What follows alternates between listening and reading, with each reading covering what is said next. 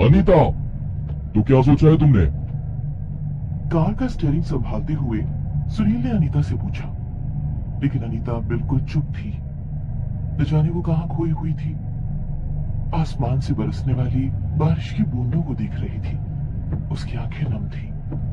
अनीता के दिमाग में अजीब से ख्यालों का भंवर उद्यम मचा रहा था। सुनील और अनीता की शादी को अब पूरे 5 साल हो चुके थे। शादी की पहले की वो सारी बातें अनीता को याद आ रही थी। अनीता, लड़का डॉक्टर है। उसके पिताजी का बहुत बड़ा कारखाना है। खुद का बंगला, गाड़ियां, नौकर चाकर, बहुत ही अच्छा रिश्ता है बेटी। इनकार मत करना।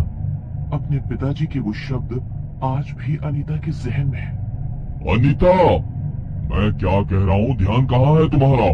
जैसे ही सुनील अनीता पे जोर से चिल्लाया, अनीता अचानक से चौंक गई। अपनी आंखें पोंछते हुए उसने सुनील की तरफ देखा और कहा, सुनील, मुझे माफ कर दो, लेकिन अब मैं और ये बर्दाश्त नहीं कर सकती।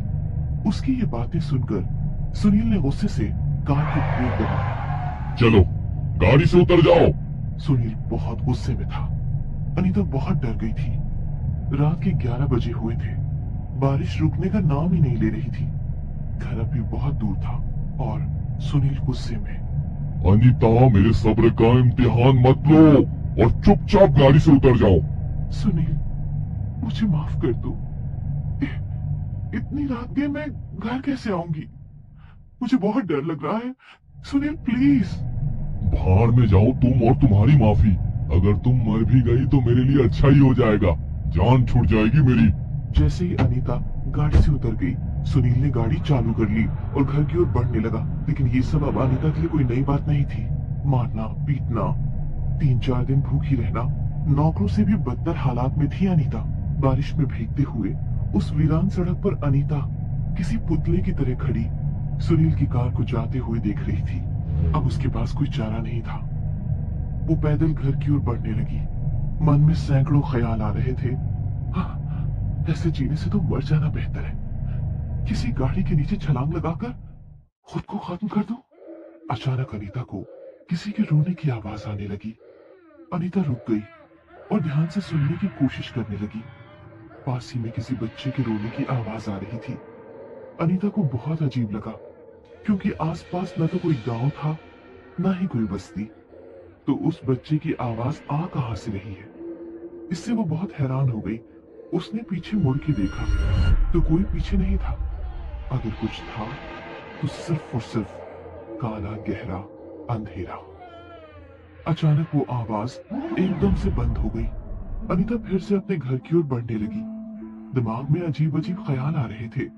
मन ही मन में भगवान से लड़ रही थी। हे भगवान, आखिर मेरी क्या गलती थी?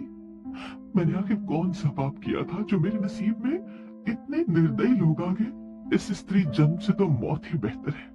अनीता अपने ही ख्यालों में घर की ओर बढ़ रही थी। कुछ दूर चलने के बाद अनीता एक पुल पर आ गई। शहर से आने वाला गटर का पानी उस पुल के नीचे से नदी में मिश्रित हो जाता था।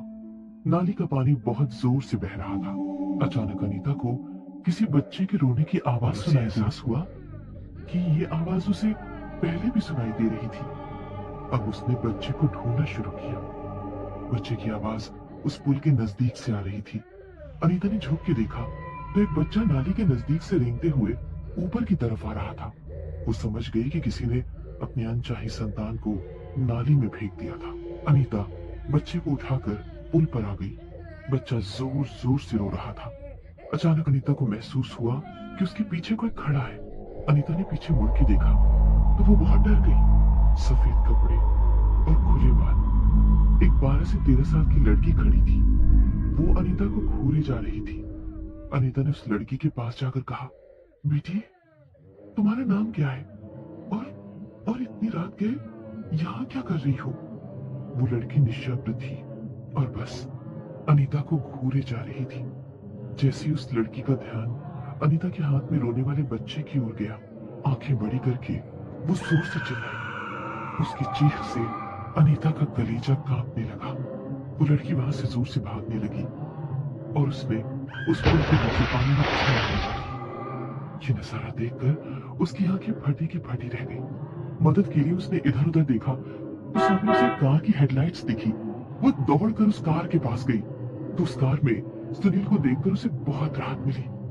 कांपते हुए स्वर से उसने सुनील से कहा, सुनील सुनील, अभी अभी एक बच्ची ने पुल के नीचे पानी में छलांग लगाई है और इस बच्चे को कोई नाले में फेंक कर गया हुआ था। और जैसे ही उसने अपने हाथ में देखा तो वहां कोई बच्चा नहीं था। सुनील अचरज से उसकी तरफ घूरे जा रहा था और उसने पूछा, कौन लड़की, किसका बच्चा? ये कैसी बहकी बहकी बातें कर रही हो? बहुत हो गया तुम्हारा नाटक, अब चुपचाप गाड़ी में बैठो। डरते हुए अनीता गाड़ी में बैठ गई। पुल पर जो हुआ था उससे वो बहुत डर चुकी थी। करीब 1:30 बजे दोनों घर पहुंच गए। सुनील के पिताजी ने सुनील को डांटते हुए कहा, इसे रास्ते में क्यों छोड़कर आ गए थे, इडियट? अगर इसे कुछ हो जाता तो पुलिस हमें पकड़ लेती। उस रात अनीता को नींद नहीं आ रही थी। शरीर बुखार से जल रहा था। पुल पर घटी घटना वो किसी से कहना चाहती थी, लेकिन उसे सुनने वाला उस घर में कोई नहीं था। दूसरे दिन सुबह सुनील ने अनीता के मुंह पर पानी डालकर उसे जगा दिया और कहा, महारानी की तरह सो रही हो। सुबह के 7 बज चुके हैं, मुझे क्लिनिक जाना है। सारा काम निपटाकर अनीता ने नाश्ता टेबल पर लगा दिया। तभी सुनील की माँ ने सुनील से कहा, अब सुनील, तुमने अनीता से बात की? बात तो की है, लेकिन महारानी सुनने को राजी ही नहीं है। अनीता, अनीता! अपनी सास की आवाज सुनकर अनीता भागकर वहां आ गई। अब क्या हुआ माँ? तो क्या सोचा है तुमने? अपनी सास की बात सुनकर अनीता की आंखें नम हो गई। अनीता ने अपने सास के सामने हाथ जोड़कर कहा, मुझे इस बच्ची को जन्म देना है सासू माँ। बेटे की चाह में आप लोगों ने 3 बार मेरा अबॉर्शन कर दिया, वो भी मेरे ही पति ने। आपने खुद की संतान को मारते हुए आप लोगों को जरा भी डर नहीं लगता? ईश्वर से डरिए, ईश्वर से डरिए। शायद ईश्वर की यही इच्छा है कि इस घर में बेटी जन्म ले। उतने में सुनील ने गुस्से से अनीता को थप्पड़ मार दिया। सुनील अनीता को घसीटते हुए बाहर गाड़ी की ओर ले गया। उसे गाड़ी में बिठाकर अपने क्लिनिक ले गया। अब रोना धोना बिल्कुल बंद।